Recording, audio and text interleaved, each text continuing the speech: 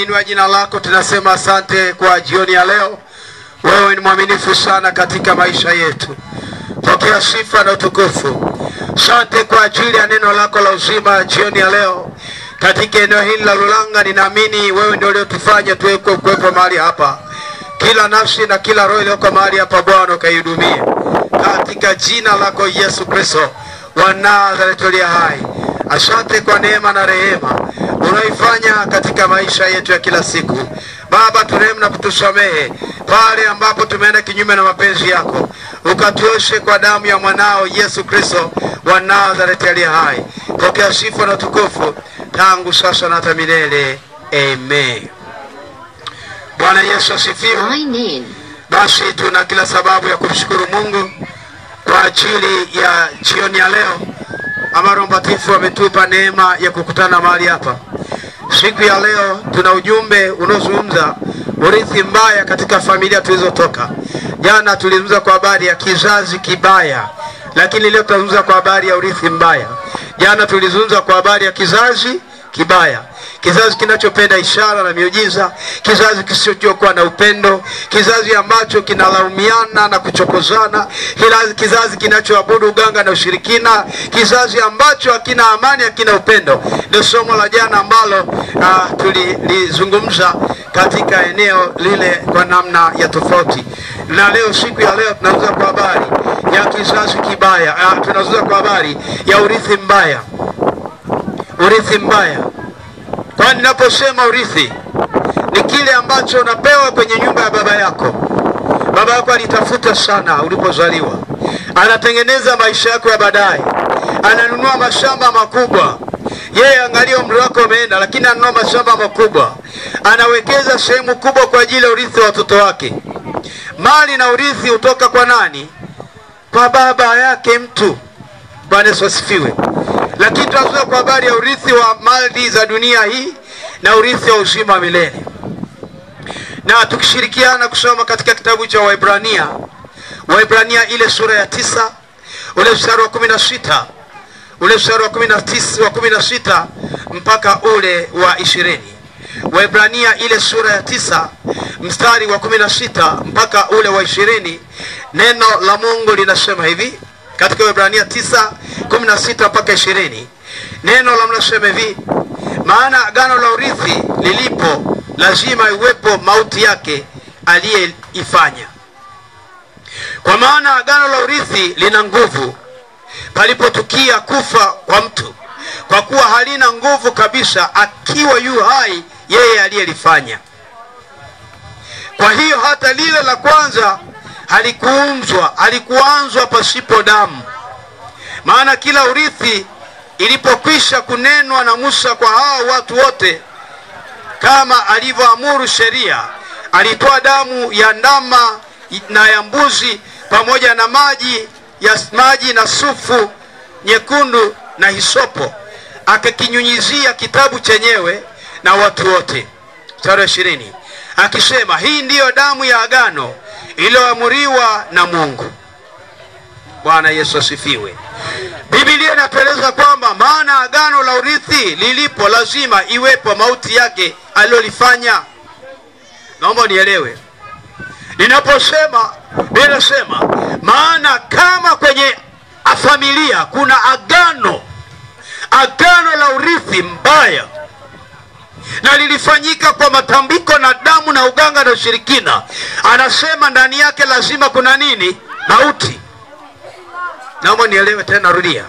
Kama kwenye nyumba ya baba yako mmerithishwa uganga na ushirikina, Biblia inasema hivi, ndani yake lazima kuwepo roho ya mauti.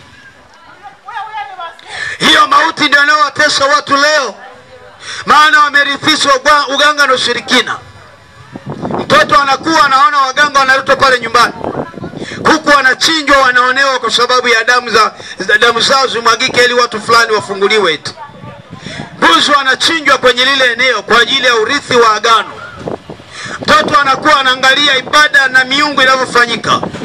Biblia inasema katika kurithi hayo ataendelea nao katika nini? Agano katika maisha yake. Biblia inasema mahali pa agano hilo lazima kuna roho ya mauti. Nikasema mauti inapokuja, mtu anapotaka kufa au mtu anapoanza kufa, huwa anaanza na roho inaitwa nini? Mauti. Nasema kifo na kaburi, au mauti na kuzimu, au tuseme kifo na kaburi. Sikia, mauti huwa inaanza kuongea kabla ya kaburi kupokea mtu. Alifanya matambiko, alifanya uganga, alifanya ushirikina, wamearithishwa hayo, hawamwabudu Mungu wa kweli. Tena na wengine ni Wakristo. Yawezekana mnaingia kanisani, katoto kamefungwa hirizi. Huyo Mungu unayemwabudu ambaye na kanisani hafanyi kazi. Mtoto anatembea na hirizi kubwa kwenye kiuno. Akiulizwa anasema hii ni protection, huu ni ulinzi wa mwanangu. Kwa hiyo hirizi ikiondoka anakufa. Kwamba hirizi ikiondoka kwamba hakuna Mungu tena, lazima mtoto afe. Mtoto alindwi na nini? Kama Mungu alimuumba akamleta duniani, ukazaa kwa uchungu, ukajifungua kwa uchungu, ukapata changamoto kwenye uzazi, bado mmembeba kwenye tumbo lako, Mungu anakusaidia. Unaenda hospitali, kliniki kupimwa, mpaka unajifungua yule mtoto, anasema na nimepata mtoto mzuri, Mungu alikusaidia. Imegeukaje mauti ya urithi mbaya inapokuja kuingia? Unaanza kusema najua nimepata mtoto, lazima nifanye ulinzi, tunaita na mganga wa kienyeji ili mwanangu asilogwe. Sikia nikwambie, Mungu alianza kumlinda toka akiwa tumboni. Inakuwaje amekuja unajiona wewe ni mjanja? Biblia inatueleza kwamba maana agano la urithi lilipo, lazima iwepo mauti yake aliyeifanya. Kama kuna mtu alifanya mambo mabaya kwenye familia, kuna watoto walipozaliwa walemavu kwenye zile familia na mila za Kiafrika nyingine, ilikuwa ni balaa kubwa sana mtoto kuzaliwa zeruzeru. Ngoja nikuulize, hivi kijijini mtoto alipozaliwa zeruzeru sikuwa anatengwa zamani? Lakini na ukozi kumwona shika na kwamba alikuwa anazaliwa. Akizaliwa wakunga wa jadi wa mabibi wale wa ukoo wanapita pa, wanasema huyu ametuletea mkosi, mtoto huyu ni mkosi, hebu hakikisheni. Wanakanyonga kale katoto, afu kanazikwa kule ndani kwa wenye tu sema Ogesukune, kule chumbani kwenye kona. Wanafukua pale, wanakazika pale, wanasema mkimtoa nje atakuwa ni mkosi, ni bora afio azikiwa humu. Kanazaliwa katoto kalemavu, miguu yake mikujamana, yamkini angepeleka hospitali na nyosha tu ni mifupa, uumbaji huo haujakamilika. Wanasema huyu ni mkosi, huyu ni balaa. Kwa hiyo sikia wanachofanya wakunga wale wa jadi wa miaka hiyo, wanakanyonga kale katoto, kanakufa, kanazikwa wapi? Chumbani au kwenye zizi la ng'ombe. Na utaona kaburi lake, kanazikwa na ng'ombe analala juu, kinyesi cha ng'ombe kinapita juu na mkojo wake juu, kwamba wamthamini. Lakini kumbuka ile ni nafsi iliyo hai. Lakini anasema kwamba huo ni urithi mbaya. Mungu aliona, kwa unakuta ile dhambi familia ile au ukoo ule hawawezi kusamehewa. Maana babu yako kama alifanya mwaka 1980, walifanya mwaka 76 uliopita, miaka 15 uliopita, hata kama walifanya 1819 walifanya lile agano, muwe na uhakika wote mtaingia kwenye ule mkumbo, kwa sababu hiyo mauti ilikuwepo. Biblia inasema hivi, maana agano la urithi lilipo, lazima iwepo mauti yake aliyeifanya. Kama kuna jambo baya ambalo amejitakia mauti na kumwacha Mungu wa mbingu na nchi, na kuliacha kusudi la Yesu Kristo na kuitafuta miungu mingine, anasema mauti lazima iwepo. Kwa maana unakuta leo watu wanakufa, miaka yao haitimii, wanakufa kwa sababu ya miungu. Wao ni mali ya shetani. Shetani anawajua, amewakamata. Urithi wa nyumbani kwenu ukoje? Huo ni urithi wa namna ya kimwili. Pia kuna urithi wa kimwili mwingine, kurithi mali na utajiri kwenye nyumba ya baba yako, Mungu aliyowapa hizo baraka. Sasa wengine walirithi, kwao wana mikosi na laana. Hakuna urithi zaidi ya kurithi ni nini? Ni matusi na umasikini na mahali pa kutokukaa na kuteseka, kuwa mtumwa kwenye majumba ya watu, kufuata mikia ya ng'ombe na kwenda kuchunga na kukaa kwenye majumba ya watu mpaka mtu anazeeka. Yani unajiuliza, hakuwa na future, hakuwa na mtazamo kwenye maisha yake. Maana kwenye familia ya kwao walilaaniwa wawe warithi. Hakuna jambo anafanya linaenda ili arithi kwa baba yake. Maana alisema hata watoto wake walaaniwe, wawe na maisha magumu, wapite kwenye nyakati ngumu, wapite kwenye shida, wapite kwenye changamoto. Yani wao wanarithi mauti, wanarithi magonjwa, wanarithi umasikini, wanarithi ndoa zinazovunjika kabla ya wakati. Akipata watoto wali kwa mume anafukuzwa, akianza kuishi na hichi kinapotea, akifanya hichi kinapotea. Sikia nikwambie, huo ni urithi ambao shetani anakuwa tayari ameshaweka kwenye familia. Shida si ya kwako, shida ni kwenye kurithishwa kwenye familia. Kutoka 20:5 nasema hivi, na wapatiliza wana maovu ya baba zao, kizazi cha kwanza, cha pili, cha tatu mpaka nne ni chuki zao. Sasa ndo nakuuliza, rudi kwenye family tree, rudi kwenye mti wa ukoo wa familia ya kwenu. Usiende mbali, angalia kwenye nyumba ya baba yako, mmerithi nini? Wengine waliondoka kwenye nyumba za baba zao kwa sababu ya umasikini. Akiangalia chakula cha asubuhi, chai hakuna, chakula cha mchana hakuna, cha usiku hakuna. Wanaishi kama masela. Ana watoto wakubwa lakini wanaishi kama masela. Hakuna production ya kusema kwamba huu ni uzao bora. Yani maisha yao wako randomly, hawaeleweki. Mtoto anaamua kwenda kujitafutia kama kuku wa kienyeji, hajafika kwenye umri. Ndio tunaona leo wamekuwa ombaomba kuja jijini Dar es Salaam. Wanasimama kwenye barabara wanaomba. Wanafanyishwa kazi ambazo sio sawa na umri wa kwao. Unajiuliza, mtoto, kwa nini umekuja, mbona usome? Anasema, baba yangu na mama yangu walituacha, walifarakana na mama. Baba aliondoka akaenda zake, akamwacha mama anateseka, nyumbani hakuna chakula. Kwa hiyo nimeamua kuyapinga ili niondoke, nifike mahali. Kuna wengine walipakiwa kwenye buti, yuko ndani ya chassis ya basi kutoka Bukoba mpaka Kahama. Mtoto yuko kwenye chassis ya basi huko, ameingia ndani, vumbi lote. Wanafika pale Kahama, wanaona watoto wanapiga chafya, wanachungulia, wanakuta kuna watoto 4 wako ndani, wadogo wa miaka 13. Wanaulizwa, sisi tunaenda Dar es Salaam kufanya nini? Kutafuta maisha. Bwana, nyinyi watoto wadogo sana. Nasema, sikie tuwaambie, nyie wakati mnakula na kushiba, sisi tunateseka. Tumeamua kuondoka tuende mjini. Tukifika tutajua mahali pa kwenda. Maana mkikanyenga Dar es Salaam, hata majalalani tutaokota, matunda aliyooza tutakula. Shida ni nini? Urithi mbaya. Bwana Yesu asifiwe.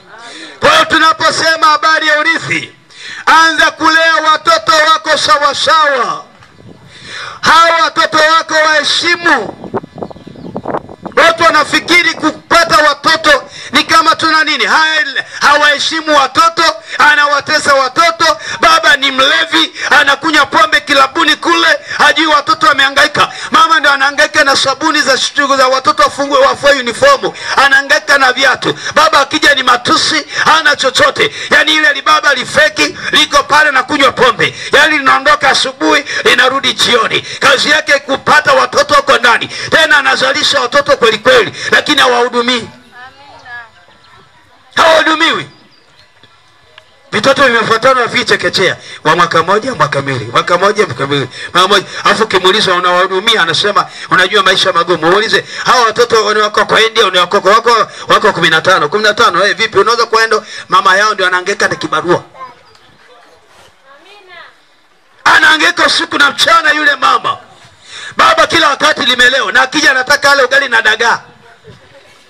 Sasa huyu mama ametoa wapi? Afu mkali, unapika mnaenda kila siku, umenifanya mimi kuwa nani? Uliacha hela. Bwana Yesu asifiwe. Haleluya, wana wa Mungu. Bwana Yesu asifiwe. Urithi mbaya. Anapata watoto wanaorithisha ulevi na uganga na ushirikina. Tengeneza maisha ya watoto wako. Nazungumza habari ya urithi wa kimwili, sijaingia urithi wa kiroho. Kama ni kijana Kisha miaka 30, una miaka 28, una miaka 23, 25, hujajitambua kwamba wewe ni baba mtarajiwa, imekula kwako. Haujaiona asubuhi yako. Kila wakati uko kwenye nini? Kwenye kucheza bao, asubuhi mchana hauzalishi. Yani unachokumbuka ni kwenda kucheza bao na kupata 200 za kucheza mahali pale. Yani ndio unaona, ndio ikifika saa 6 anaanza kushugua miguu kwenye jiwe namna hii, anapiga na kajisi, anaondoka, anakuja kama mjanja. Yani ukimwambia na shilingi ngapi, na ile ya kuchezea nini? Bao. Urithi mbaya, hajalitambua. Mimi nimeona fursa wakati wa shuhudia huko. Kuna maeneo ambayo kuna fursa nyingi kabisa. Sisi mjini unaka eneo kadogo lakini unafuga kuku. Umeweka mabanda lakini unafuga kuku. Hapa mimi nilipo sasa hivi nilianza kufuga mwezi wa 6. Nilipata kuku 3 mwezi wa 6 tulikokuwa Manyara kwenye mkutano wa Injili. Watumishi wakatoa, sema hii ni zawadi yetu fungu. Familia moja ikatoa, naomba nitoe kuku hao jogoo na watetea 2. Nikawapakia kwenye gari, nikaja nikanunua mabati na kijana wangu, tukapiga yale mabati, tukaanza kupanga vyumba, wakaanza kutaga. Paka sasa ninavyozungumza vile vifaranga na walioko saizi wamefika kuku 28. Amina. 28 mwezi wa 6 tu juzi. Mama alikuwa ananiambia asubuhi kuna mmoja amechukuliwa na hatujui. Niliofungulia asubuhi amepungua mmoja. Lakini nataka nikwambie namna ambavyo unatengeneza kitu kitakacho kuingizia fedha ili baadaye uwe na urithi mzuri. Mna maeneo mazuri kama eneo hili. Uko nyumbani kwenu, tengeneza banda, tafuta kuku wa kienyeji, warushie mtama, walishe vizuri, wanunulie kinga, watunze. Kesho kutwa unabeba matenga ya kuku wa kienyeji, unauza, unakuwa na hela. Kesho unakuwa umenunua tofali nzuri kabisa, umechoma tofali, umepaua nyumba, umefungua kioski kizuri, kimejaa nini bidhaa, na unaanza kuonekana kama mtu. Kesho na pikipiki nzuri, unaenda Manyoni unafunga mzigo, unaenda wapi unafunga mzigo. Kesho tunakuona unapika Toyota Land Cruiser, unabeba mizigo. Kesho tunakuona unafuso, unaanza kuinuliwa, unaanza kutengeneza urithi mzuri. Sikia nikwambie, akili nyingi za vijana zimegandishwa na shetani, wakijiona wajanja na wengine ni walevi na banki. Amina. Maisha ya leo yanatengenezwa na wewe. Mimi nilipoenda Dar es Salaam, nimetoka Singida kwetu. Baba yangu ni masikini kabisa. Alifariki akatuacha wadogo. Alikuwa ni mwalimu wa msingi, lakini hakuwa hakuwa na nini na vision. Alikuwa na maono ya kufundisha tu. Mara mratibu elimu, mara afisa elimu wa Singida vijijini, mara si nini. Tunaenda huku tunamisha na magari makubwa, wizara ya elimu, tunaenda huku watoto wa mwalimu. Maisha ni mazuri. Lakini siku alipokufa alikuwa hajaandaa mazingira, akatuacha kwenye nyumba ya shule, tukatolewa. Sio mtumishi wa umma sasa. Ameshakufa. Tunaenda kujenga nyumba ya malizeti. Unafahamu malizeti ile unafunga na kambele. Hatujawahi kuzoea maisha hayo. Katuachia urithi mbaya. Lakini siku nilipoenda Dar es Salaam, niliondoka, nilipita kwenye changamoto. Nililala mpaka kwenye nini? Kwenye eneo fulani ambalo wamama wao wanapika vyakula, wamepiga mabenchi yao na vimbao vya chuvya kama meza ya chakula, chini kuna nafasi. Nimelala mpaka chini kwenye nini? Kwenye zile mbao. Lakini sijawahi kumwacha Yesu, sijawahi kumwacha Bwana Yesu. Nililala pale, naenda kufanya kibarua. Mwisho wa siku nimepanga chumba. Nimekaa tena mwana nikaishiwa kodi. Mara ghafla tena nikaambiwa nafika kwenye Biblia yangu, mlango umefungwa, baba mwenyewe anasema sitaki ukae hapa. Hoja alipa kodi yangu. Nikaondoka kwenda kulala wapi? Vinyago tena. Mahali ambapo tena pale nikakaa nikasema simwachi Bwana, wala siendi kwenye mahundi ya wahuni, wala kuvuta bangi. Nitangangana mpaka kieleweke. Amina. Nilingangana na Yesu, sijamwacha kwenye shida. Watu wanafikiri wakati wa shida ndio kumwacha Mungu na kuingia kwenye mambo ya uhalifu na wizi na kuvuta bangi. Hapana. Wakati jambo linapokuwa gumu ndio fursa yako. Mtu mwenye akili, wakati mambo yanapokuwa magumu, ili afike kwenye destiny yake, ili afike kwenye urithi mzuri, ndipo akili inaongezeka. mawazo yanaongezeka, maarifa yanaongezeka. Sikia nikwambia, akili kichwani, Yesu moyoni, fedha mfukoni, na mbinguni unakwenda. Lakini kama huna akili na Yesu moyoni hayupo na hela haipo, utavuta bangi tu, utalaumu watu tu. Nasema wanajifanya matajiri, wanajifanya wanavyo, wanajifanya hivi. Sikia nikwambie, maisha ya mtu ili awe na urithi mzuri lazima upambane. Amina. Yesu anakuuliza una nini? Kama ni mwanafunzi, soma kwa bidii. Kama ni mfanya biashara, tunza fedha yako izalishe. Kama ni mkulima, lima vizuri kwa weledi. Kama wewe ni mfanya biashara, fanya kwa bidii. Kila kitu ni kustruggle. Hakuna kitu rahisi duniani. Hakuna kitu rahisi duniani. Hakuna jambo ambalo huwa linaenda kawaida. Lazima ugeuke.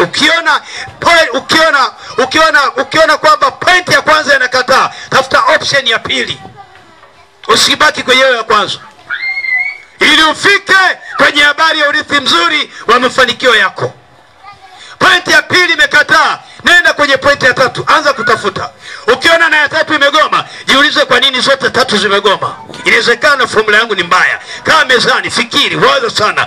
Ona namna ya kutoka kimaisha. Anza kufikiri sana. Mungu atafanya njia pasipokuwa na njia, ili uwe na urithi mzuri.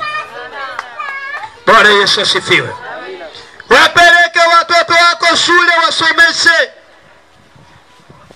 Waambie wanao, elimu ni ya muhimu sana kwako. Elimu, binasema katika Mithali, mshike sana elimu, asiende zake ndiyo uzima wako. Waambie wasome kwa bidii. Waambie wasome kwa bidii. Mimi nawasomesha watoto wangu shule zile za mjini mnazozijua. Sasa ninapotaka kukusanya ada ya kwenda kulipa, ninachukua zile, nachukua labda let's say kwamba temu ya kwanza kwa watoto wote nachukua ile milioni 6. Nawaambia mnaona milioni 6 hii ndio mtasoma kwa temu ngapi? Miezi mingapi? 3 au 4.5. Tufanye miezi 5. Nazipeleka shule ili mkasome.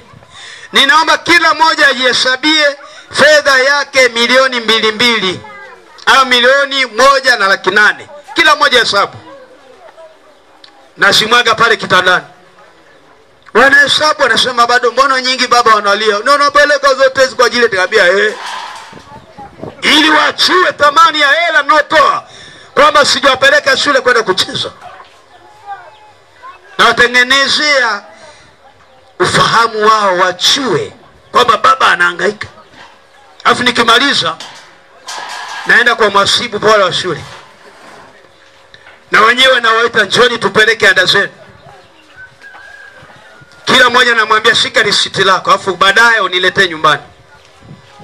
Jioni wakija wamerudi shule, baba risiti ile hapa, hili hapa. Mliona nilicholipa? Nikamwambia hii ndio thamani ya fedha inakupaseni kusoma. Sasa tunakuahidi baba tutafaulu. Tunakuahidi baba tutasoma. Bwana Yesu asifiwe.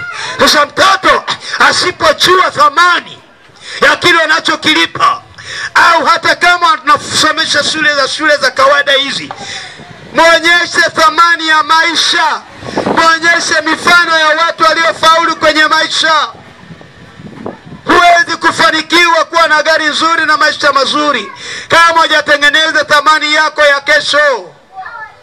Thamani yako ya kesho inatengenezwa na leo. Thamani yako ikiisha, ukienda kwa vikao vya harusi, vya familia, hata shughuli zenu mtaita watu wengine waje wasaidie, kwa sababu kwenye familia ni urithi mbaya, kizazi kibaya. Yaani shughuli yenu ya binti yenu, kijana wetu tunamposa, au kuna sherehe, kuna send off, kuna harusi, tunaanza kuwatafuta watu wenye uwezo, maana sisi hatuna uwezo. Tena wao ndio wanaongoza harusi wanavyotaka. Sababu shida nini? We mnyonge, afu mwenye shughuli umekaa hivi. mzee fulani naomba nisaidie kusema, na ukiangalia sio mtoto wake.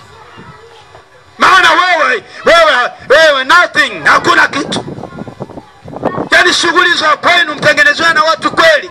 Kwenye familia hakuna aliyebarikiwa hata mmoja. Wote ni machanga, afu wanachuki, ni kizazi kibaya, wanalogana. Mtu akifanikiwa anamchukia mwenzake, tena anaenda kumloga au anachuma roho tumolete. Yani hakuna mtu ambaye anaweza kama mwenzake akanyanyulia akasema tunashukuru tumempata fulani, tunaweza tukaongea naye akatusupport. Ila kwa sababu wana urithi mbaya, urithi wa chuki, urithi wa kutokufanikiwa, urithi usiokuwa na amani. Hivi kweli kwenye familia wote muwe kashuku? Hakuna mwenye hata kapikipiki,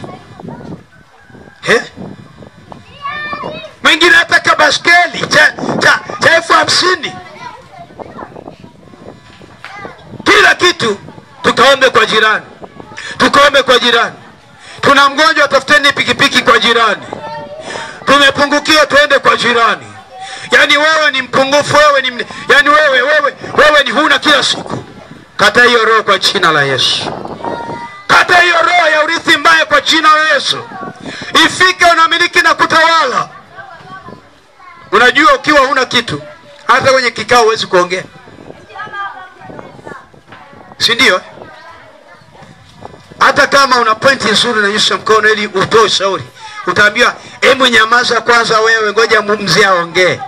Mzee mwenyewe wala sio mzee kwa sababu fedha iko wapi? Salio linafanya nini?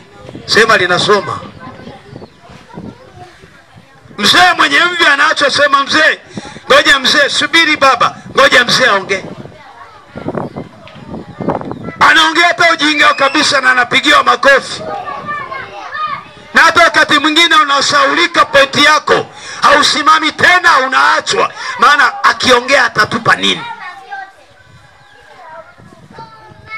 Sasa huyu wachaga wanasema bula atatupa nini? Kata hiyo roho kwa jina la Yesu. Sema siku ya leo, kila urithi wowote mbaya kwenye maisha yangu, wa umasikini na ufukara, uachie maisha yangu, uachie maisha yangu kwa damu ya Yesu.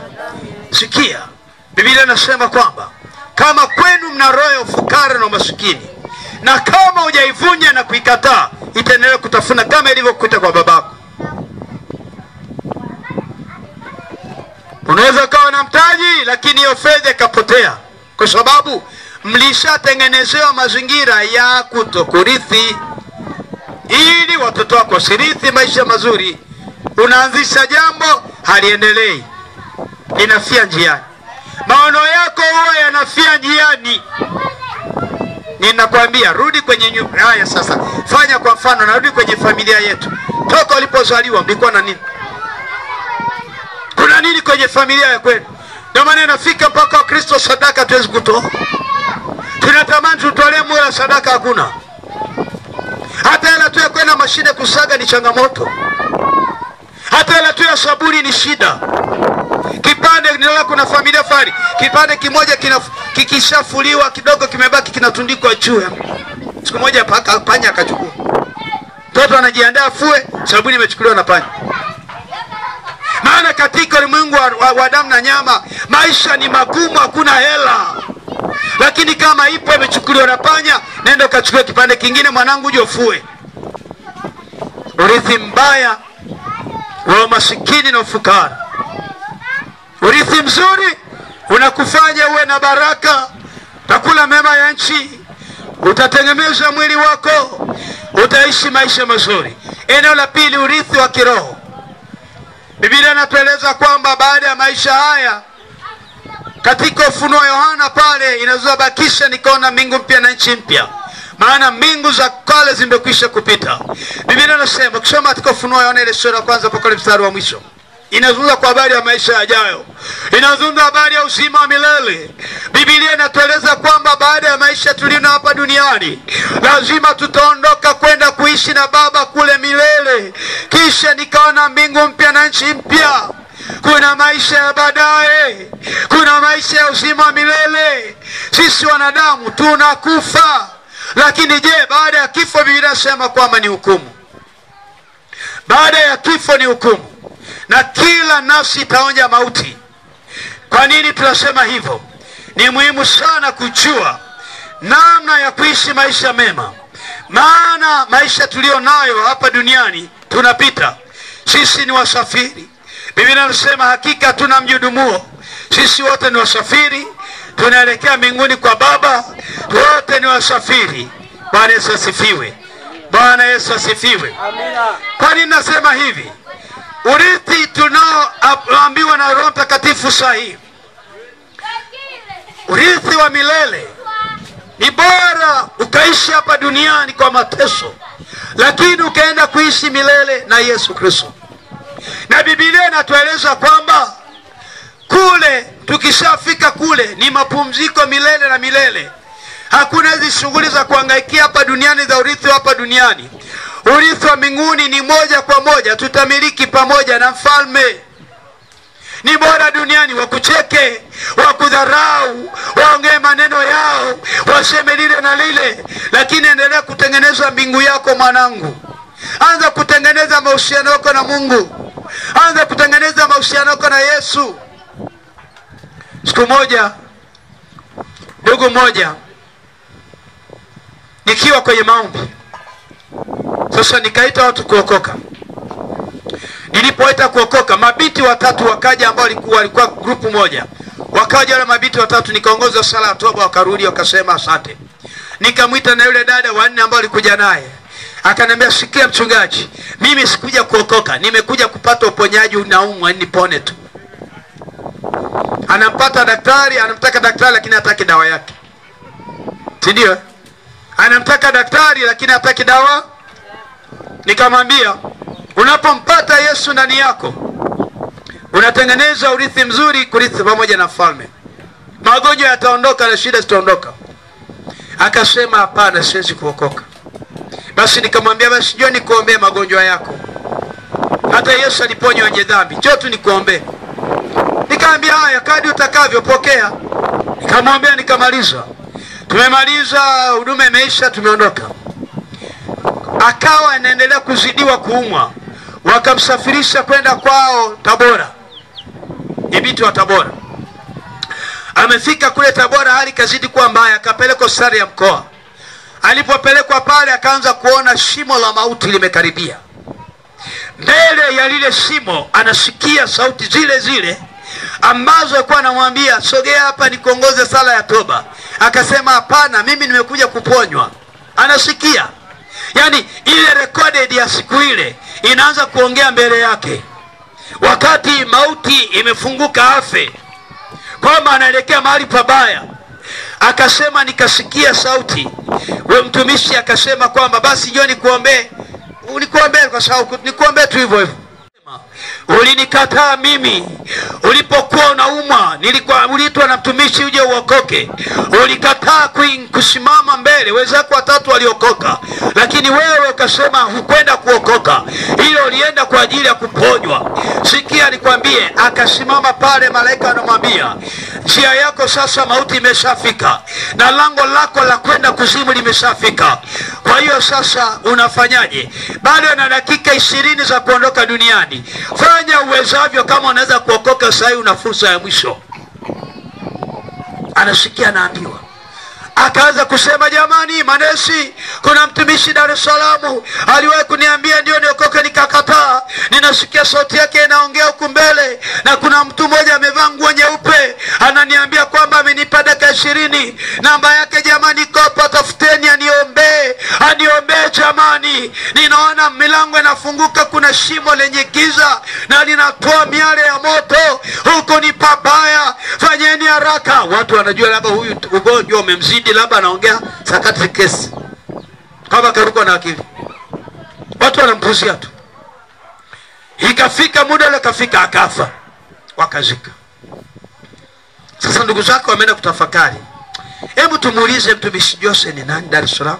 Ndio akapiga ndugu zao, sema ni kweli aliwahi kwenda, na wale watatu ni familia yao. Tulimwambia kweli atoke, alikataa. Alisema yeye amekuja kuombewa apone, sio kuokoka. Asema ndivyo alivyokuwa anasema, anaona anaambiwa hivyo, lakini too late. Kwa hiyo urithi wake ukawa ni mbaya. Yesu amekuja kwa ajili ya kuokoa. Yesu amekuja kwa ajili ya kuponya roho yako na mwili wako. Watu wengi wanatamani waponywe tu, waponye nini? Miili ya kwao, lakini wako tayari kuponywa nini? Roho. Wako tayari kuponywa miili yao, lakini si roho. Bwana Yesu asifiwe. Bwana Yesu asifiwe. Amen. Haleluya. Ufunuo 21 nasema hivi. Ufunuo 21, kisha nikaona mbingu mpya na nchi mpya, kwa maana mbingu ya kwanza na nchi ya kwanza zimekwisha kupita, wala hapana bahari tena. Nami nikaona mji ule mtakatifu Yerusalemu mpya ukishuka kutoka mbinguni kwa Mungu, umewekwa tayari kama biharusi aliyekwisha kupambwa kwa mumewe. Nikasikia sauti kubwa kutoka mbinguni kiti cha enzi kisema, tazama, maskani ya Mungu ni pamoja na wanadamu, naye atafanya maskani yake pamoja nao, nao watakuwa watu wake, naye Mungu mwenyewe atakuwa pamoja nao. Naye atafuta kila chozi katika machozi yao, katika macho yao, wala mauti haitakuwepo tena, wala maombolezo, wala kilio, wala maumivu hayatakuwepo tena, kwa kuwa mambo ya kwanza yamekwisha kupita. Wala mauti, wala maombolezo, wala kilio havitakuwepo tena, kwa sababu mbingu za kwanza na mambo ya kwanza yamekwisha kupita. Ni uamuzi wa kwako leo. Ni nani anayejua kwa sababu ya miaka yake? Ni nani anayejikisha kwamba baada ya miaka 20 ijayo utakuwepo? Ni nani? Sawa, naweza kawepo, lakini hatujui garantia ya Mungu. Hatujui saa wala muda atakapokuja mwana wa Adamu. Biblia inasema, tengeneza urithi wako wa kimbingu. Tengeneza urithi wako wa kimbingu na watoto wako. Usitengeneze urithi wa mali za dunia hii tu. Wafundishe watoto wako kwenda ibadani. Wafundishe kumshika Yesu Kristo.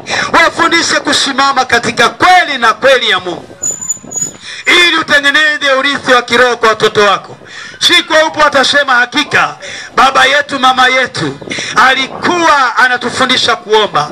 Yani mama, Mungu amrehemu sana, na baba walitupeleka kanisani jamani. Yani walikuwa ni watumishi wa Mungu, walitupeleka kanisani. Tulikuwa kama tukiwa vijana kama ujinga fulani, lakini kubwa alikuwa anatengeneza urithi mzuri. Ndio maana leo tunakula mema ya nchi. So kuna mtu alitengeneza njia. Hivyo tengeneza njia kwa watoto wako. Tengeneza njia kwenye maisha yako. Tengeneza njia kwa uzao wako. Waambie kwamba Yesu anaokoa. Waambie watoto wako na majirani. Shuhudia habari njema ya ufalme wa mbinguni, ili tuwe na urithi baada ya maisha haya. Sisi ni wanadamu tunaokufa na kuoza na funza. Ukikufa mara moja, yani ukifa watu wanakimbiza fasa kaburini. Kumoja jamaa mmoja tajiri sana, ana maisha mazuri, analala gorofani, ana mtajiri sana na fedha nzuri pale mjini. Jina lake liko vizuri mjini. Hana shida kusafiri mahali popote. Hana shida maisha haya madogo madogo, hana.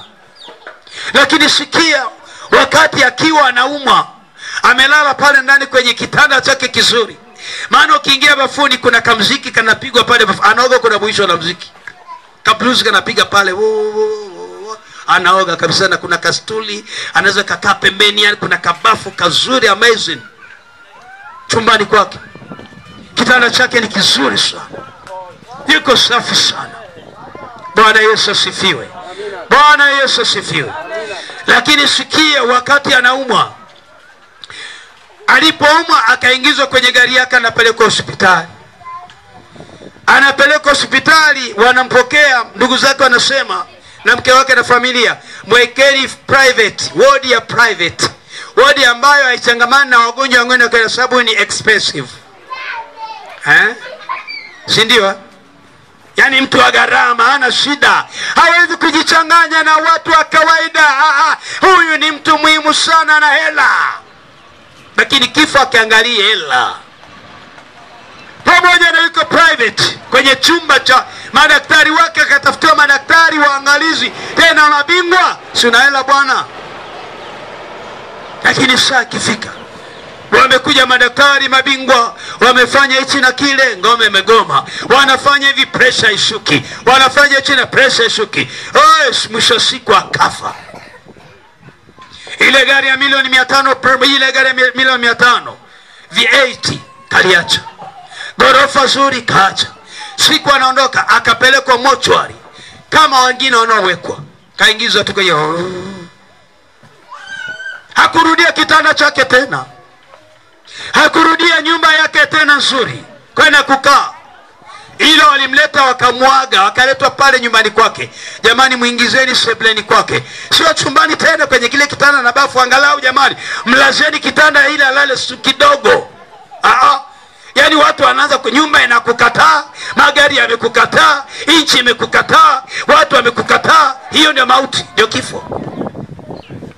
Wakamweka pale, wachungaji wakaja, wakafungua sanduku, familia zikamwaga, wakafanya na ibada pale, ndio wakamtoa nje. Sasa ndio familia na ndugu na marafiki na taasisi mbalimbali wakamwaga yule mzee wanapita. Ni baba alikuwa na fedha, magari yamejaa gharama pale, kaacha mdude mmoja wa gharama $500,000, ana machumba ya maana mchini, hana shida yote, lakini kafa. Magari yanajipanga kwenda kuzika mkoani mahali fulani, yanaondoka namna hii, yanapelekwa airport, anapakiwa kwenye ndege, mavieti na magari mengine yakatangulia na makosta kama 15. Bure tu majirani, pandeni yoyote, chakula buffet mpaka kule, ni sherehe, watu wanakula. Wewe unafikiri wengine washangili? Mtu hajapata msosi yuko mjini pale, anakula pilau la kutosha, anasema bwana alikuwa ni tajiri, sasa tumekula pilau. Bwana Yesu asifiwe. Kazikwa, kaacha kila kitu. Ndio nataka nikwambie kwamba maisha tulio nayo, tunaweza tukawa na vitu vya thamani na urithi mzuri, hatutaondoka navyo kwenda mbinguni, hatutaondoka navyo kwenda kaburini. Hata kama una mang'ombe 500 tukajivunia nayo, hata kama una mashamba, hata kama mtu huyu ni mchawi anajivunia kuvuka, ana level ya uchawi kuliko wengine, na kuambia jehanamu inamhusu, hata enda na uchawi mbinguni. Hakuna uchafu huko, hakuna uchafu wala uzinzi huko mbinguni, hakuna. Hakuna ujambazi, hakuna uonevu, wote ni level moja. Watu wote ni level moja. Wote akisema kaeni kaa. Na wale watenda mabaya, sehemu yao ni katika ziwa liokalo moto kwa kiberiti. Wapendwa, tutafakari maisha yetu. Tengeneza urithi wako wa kimbingu duniani unaoishi siku ya leo. Bwana Yesu asifiwe. Naomba tusimame kwa ajili ya maombi na maombezi. Tutaendelea kuomba Mungu akutetea, kupiganie. Inawezekana kwenye maisha yenu kuna urithi mbaya. Mlitamkiwa maneno mabaya msifanikiwe. Hakuna jambo mnalofanya likaenda. Hakuna kitu kinaendelea, au mlishawekewa boundaries. Kuna mipaka mliowekewa kwamba uishie hapa, hutafikisha hapa ili ufanikiwe zaidi. Yani ukivuka hapa kuna vitu hujapata kuona. Mahali ambapo alitamka hutafanikiwa, umeanza ujenzi, umeishia kwenye msingi, Yesu akatende. Umekuwa na mafarakano ya fedha, zimeondoka. Kila unalofanya linakufa kwa sababu hawataki urithi. Siku ya leo tunaenda kuachilia urithi wa kimbingu. Yeyote aliyekuloga, aliyokwenda kwa mganga wa kienyeji, hiyo damu ya Yesu Kristo ikanene mema na ikakutetea leo na ukafunguliwa. Hapo nyosha mkono wako, nyosha mikono yako miwili juu. Nyosha mikono, surrender kwa Yesu. Maana kunyosha mikono miwili ni kwamba niko mahali hapa Bwana, sina Mungu mwingine, ni msaada wangu kutoka kwako tu peke yako. Sema Bwana Yesu, ninasogea mbele zako jioni ya leo. Naomba unisamehe dhambi zangu zote, na unitakase kwa damu ya mwanao Yesu Kristo wa Nazareti aliye hai. Urithi mbaya wowote ninaojua na nisiojua, waachie maisha yangu, waachie maisha yangu, waachie maisha yangu. Urithi wa magonjwa na umasikini na uharibifu, viachie maisha yangu, viachie maisha yangu. Kila roho yoyote, viachie maisha yangu, viachie baraka zangu kwa jina lako Yesu, kwa jina lako Yesu. Malaika shuka sasa na nguvu zako, unisaidie katika maisha yangu. Bwana Yesu, chochote kilichokwama, naomba damu yako Yesu ikalipe gharama, ikanene mema, ikafungue kuanzia sasa kwa jina lako Yesu Kristo. Watumishi, naomba tuombe. Naomba tusogee hapa kwa ajili ya kuombea kundi la Bwana lililo mahali hapa. Baba wa mbingu na nchi, tunasogea mbele zako katika jina la Yesu. Tunaachilia neema yako Baba. Kila agano lililofanyika iwe kwa siri, ambalo liko kwenye familia, agano likapata kibali ambalo liko kwenye maisha, pesa wana wako, inalimunja ile agano kwa damu ya thamani, kinyume na huo urithi mbaya, agano kwa damu ya thamani, ninalivunja ile agano la mauti, ninalivunja ile agano la mauti huyo, ninakemea huo urithi mbaya katika jina la Yesu. Ninang'oa hiyo misingi, ninakemea hizo roho kwa jina la Yesu. Agano lolote mbaya, urithi mbaya, katika jina la Yesu, katika jina la Yesu, katika jina la Yesu. Ninang'oa, ninaharibu, ninang'oa, ninaharibu, ninang'oa, ninaharibu, ninateketeza kwa jina la Yesu Kristo. Kila roho iliyonenwa ikapata uhalali, roho za maurithi mbaya, mauti, katika jina la Yesu, katika jina la Yesu. Hilo agano ninalivunja, ninaliharibu, ninaliteketeza, ninalivunja kwa jina la Yesu. Likaachie, likaachie, likaachie watu wako. Kila roho yoyote ya watu waliokufa, na tenganisha hizo roho, na kutenganisha na hizo roho, na kutenganisha na hizo roho. Hazitakuona mama Kevin, hazitakuona urithi wa watu waliokufa, wasikuone tena kwa damu ya Yesu, kwa damu ya Yesu, kwa damu ya Yesu. Na chini ushindi wa damu ya mwana kondoo Yesu Kristo aliye hai, ninakutenganisha na mauti, na kutenganisha na mauti kwa damu ya Yesu. Na tamko ndani yako kwa thamani. Amen. Yesu waliandaa mauti kijana afi, nilaifunga roho kwa Musa kwa damu ya thamani. Hiyo mauti aliyoandaa ndani yako, hiyo mauti aliyoandaa ndani yako, hiyo mauti aliyoandaa ndani yako kwamba ufe,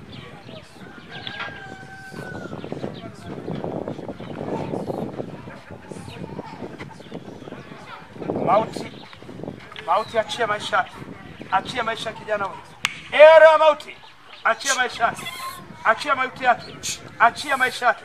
Mlijiandaa, nishatoa na sadaka ya damu, damu ya mnyama, damu ya mnyama. Mungu madhabahu zote za kuzimu, bori ya masaka, hiyo madhabahu mlioandaa kwamba Januari mwaka 2026, bori ya mwezi wa kwanza tarehe 26, afe kwa tatizo ambalo mlishaliandaa. Baba, ninafuta, ninaona katika ulimwengu wa roho, ninafuta ya mauti, bali natamka kijana huyo akaishi maisha yote, akabarikiwe katika maisha yake, akabarikiwe katika kazi yake. Ninafuta Bwana, ninafuta Bwana, hamtamuona tena wala kumtumikisha katika ulimwengu wa roho kwa damu ya Yesu Kristo wa Nazareti. Mauti haipo tena kwa damu ya thamani. Naomba nikarithi baraka, baraka za kiuchumi, baraka za kiafya, nikabarikiwe Bwana. Ninakataa mashambulizi yote, ninafunga roho na malipizi. Asante Bwana Yesu kwa upendo wako na kwa uwezo wako na kwa mamlaka yako. Amen.